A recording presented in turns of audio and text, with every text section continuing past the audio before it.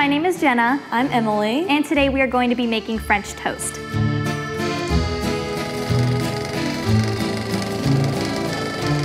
We've already washed our hands to make sure we have the proper hygiene for cooking. And I already prepped the griddle at around medium-high heat. You can also use a frying pan if you want to, but today we are just going to use a griddle.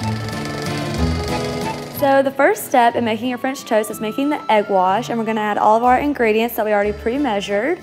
So first I'm gonna add my cinnamon and salt. Then I'm gonna add my eggs. And then I'm gonna add the milk and vanilla. The vanilla and the cinnamon are optional, but they do add a nice boost of flavor to your French toast.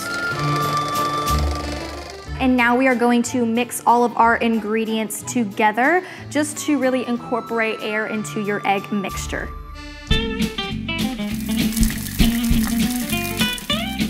So our next step is to soak the bread in the egg wash, and you want to take an individual slice and soak it on both sides. It's best to just use your hands because using any kind of tool can puncture the bread. So I'm just evenly soaking it on both sides of the bread, and I'm going to place it gently on the griddle, right where the butter is. All right, now that you have your bread placed on top of your butter, you're going to want to move it around just a little bit just to make sure it's evenly coated on that one side, and then you're just going to wait about 1 to 2 minutes on each side, just depending on what your preference is on how crunchy you want it to be. I personally like mine to be a little bit more crunchy, and Emily here likes hers to be a little bit more soft.